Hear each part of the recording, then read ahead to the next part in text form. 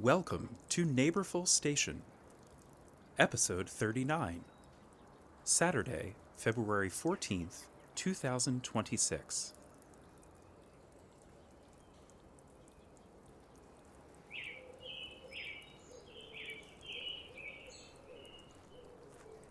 You are walking over to the Care Center on the evening of Valentine's Day to serve as a chaperone for the sock hop taking place tonight.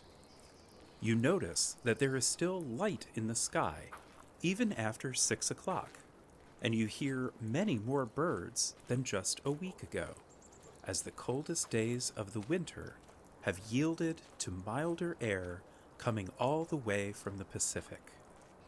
As you walk past the boulangerie, you smell the heady aroma of French onion soup coming from the kitchen vent in the side alley.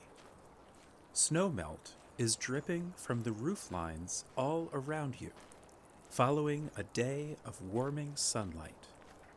The sand on the sidewalk crunches beneath your sneakers as you take a deep breath.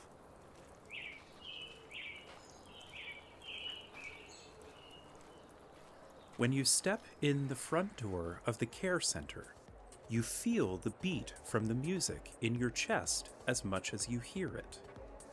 There is a dance floor in the visiting area, with the piano and all of the furniture pushed to the back of the room.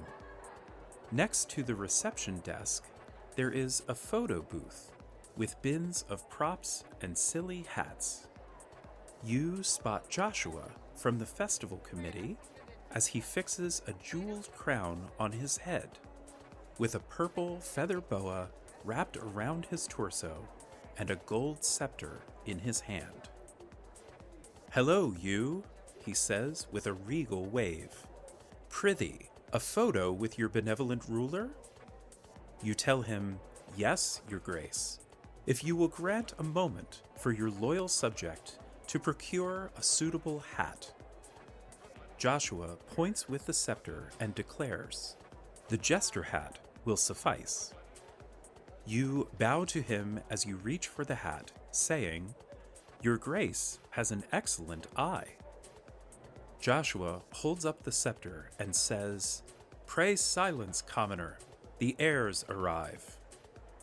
You look back to see a wave of kids coming through the front doors, tugging at their fancy clothes as they chatter excitedly among themselves.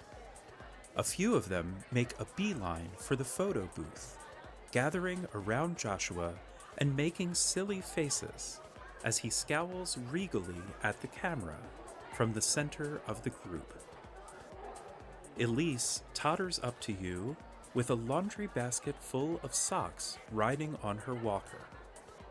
"Oh, I'm so happy you're here," she says, giving you a hug.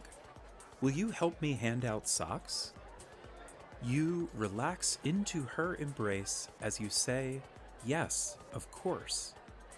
The photo booth kids squeal with delight when they see Elise, trading high fives with her as she hands each of them a pair of socks.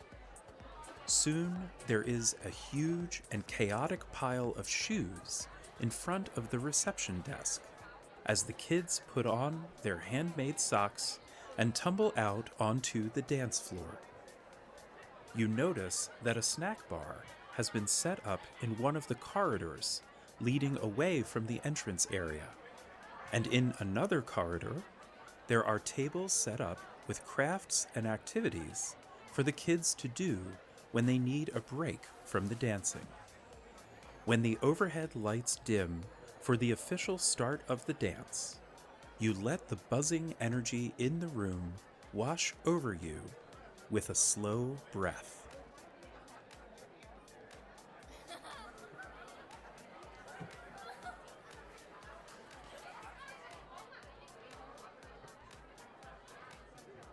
As the night plays out, you find that you have very few responsibilities as a chaperone, because the middle schoolers are on their best behavior all evening. The elder residents of the care center, on the other hand, are a different story. The first sign of trouble is when Joshua breaks up a drag race in the activity corridor, which leads into the rehab wing. Two residents on walkers were racing each other toward the nursing station, shuffling at high speed with friends cheering them on. Joshua and the charge nurse from rehab give the two motorheads a stern scolding as the other residents giggle behind Joshua's back. Next, you come across Elise and another resident named Dennis at the snack bar, sneaking cupcakes and brownies to a crowd of kids massed around the serving table. You step into the middle of the group and say, "All right, last call on sweets was at 9:30. What's going on here?" Dennis looks up with wild eyes from the brownie pan, pointing the spatula in his hand at you as he growls, "Snitches get stitches." You take a step back from the table as you say, "Whoa." Elise rests her hand on Dennis's arm and tells him, "Easy, dear.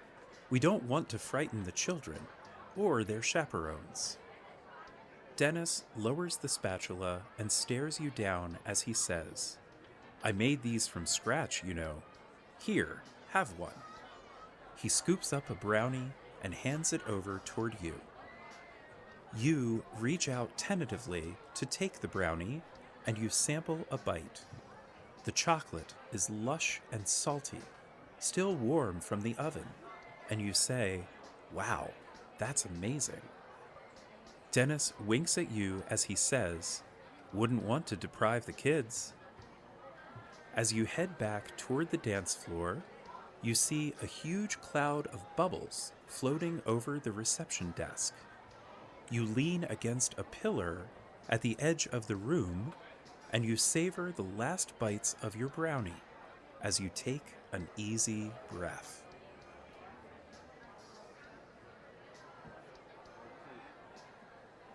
Joshua appears next to you, holding a brownie of his own. He declares, "This place is out of control. Out of control. I give up." You give him a bemused look as you say, "I thought we were here for the kids, not the seniors." Joshua sighs and tells you, "I'm going to need some serious self-care to recover from this. Speaking of which, have you been to night swimming yet at the college? It's just running for a few more weeks before the end of the winter. Carrie and I are going to go together. Will you join us?" You say, "Yes, I've been meaning to check it out." Joshua says, "Cool, we'll text you." He adds, "The staff said absolutely not on the bubbles," which is what they say every year. And every year, those crafty old folks sneak in a couple cases of them. It's a conspiracy. As a parade of residents comes down the hall, pushing kids on their walkers who are blowing plumes of bubbles, you say, "Looks like good, clean fun to me." It is a privilege to hop around here with you. Thank you for coming home to our town. Visit us today at neighborfulstation.us, where we invite you to join us as an official town resident. My name is Sabina, and I'm calling from Pennsylvania. I just passed my 8-year anniversary of living in Philadelphia, and I will never forget my first night living in the city. I was really eager to start finding community, and so much so that I went to an industry meetup literally the same day I arrived at the airport with everything I owned. When the meetup began, people had the opportunity to stand up and introduce themselves if they were looking for a job or a project partner or any sort of other connection. The person before me introduced himself and said he'd moved to town a few weeks before, so I felt a little bit bad when I upstaged him by using my introduction to say that I had moved to town mere hours before. But it did catch several folks' attention, that sort of confession that I provided. And after the event, I had several people offering me their professional connections and tips and all sorts of other wonderful ways to welcome me into the industry. I was, of course, really welcome and grateful for all of those tips, but the most memorable one was that one woman struck up a conversation as we exited the event at the same time. I think we were in the elevator, or maybe just walking out the door. I don't totally recall, but I do remember her asking, she asked me if I knew how I was getting back home, or in this case, rather, to the spot I was temporarily crashing at while looking for an apartment. And I said that admittedly I didn't totally know, but that I would plug it into Google Maps and maybe figure out the subway, I guess. She took it upon herself to walk me to the station and taught me how to get a ticket and where to transfer, how to read the map, all that good stuff. And of course, I could have muscled my way through and figured it out for myself, but her extra 10 minutes of care and attention for a new arrival to this city that was my new home helped to make it that home pretty much immediately. I don't think I ever saw that woman again, but she made such a big impact and impression on me that obviously I'm calling and telling you about it 8 years later. And not to mention the sort of crucial knowledge in addition to the sort of welcoming effect from that interaction. The whole thing just made my acclimation to the city so much easier, and I'm sure I expressed gratitude in the moment, but mostly I've made sure to pay it forward. So I've welcomed several newbies to Philly by teaching them the ins and outs of SEPTA so their journeys can be a little bit easier too.